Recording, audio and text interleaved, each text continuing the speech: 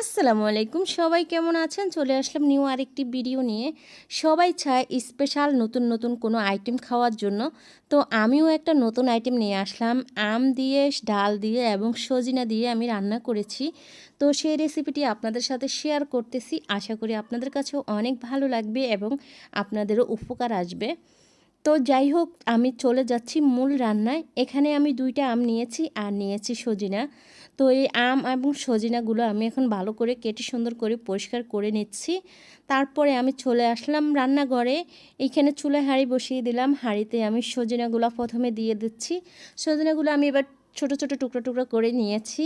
যাই হোক, এখন দিয়ে দিচ্ছি আমি সেই আম দুটো দিয়েছি। আমটা খুব মিষ্টি না, অনেক সময় কাঁচা আম মিষ্টিও হয়। এই আমটা মিষ্টি না, অনেক বেশি টক। এই টক আমটা দিয়ে আজকে আমি এই সবজিটা রান্না করতেছি। তো দিয়ে দিচ্ছি আমি মসুর ডাল।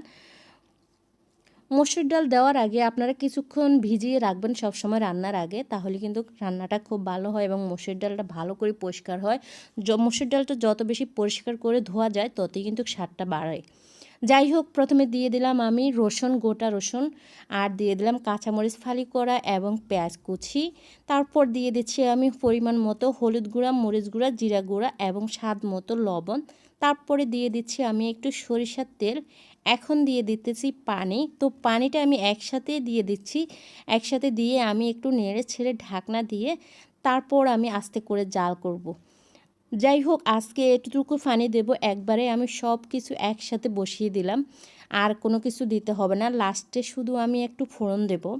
আর ফোড়নটাই হবে খুবই ভালো না এই রান্নাটা করতে। ফোড়নটা দিলেই রান্নাটা খুব বেশি ভালো হয়।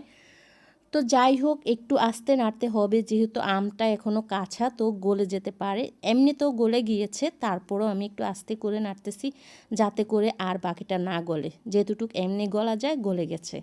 যাই হোক, এখন দিয়ে দিচ্ছি আমি একটা টমেটো।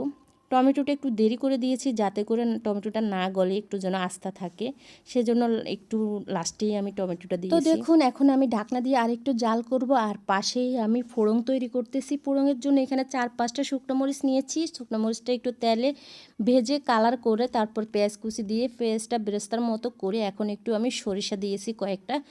সরিষা দিয়েই তারপর আমি ফোড়নটা দিয়ে দিলাম। এই যে এই ফোড়নটার মধ্যে যদি একটু সরিষা দেওয়া যায় তাহলে সবজিটা কিন্তু বেশি ভালো লাগে এবং আলাদা একটা গ্রান আসে এবং ফ্লেভারটা অনেক বেশি ভালো লাগে। যাই হোক, তারপরে দিয়ে দিচ্ছি আমি এখন ধনেপাতা দিয়ে চুলাটা আমি অফ করে দিতেছি।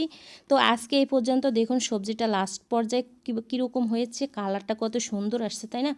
তো যেখান থেকে ভিডিওটা দেখছেন প্লিজ একটা লাইক দিবেন, পেজটা ফলো দিয়ে পাশে থাকবেন। সবাইকে ধন্যবাদ জানাচ্ছি। আল্লাহ হাফেজ।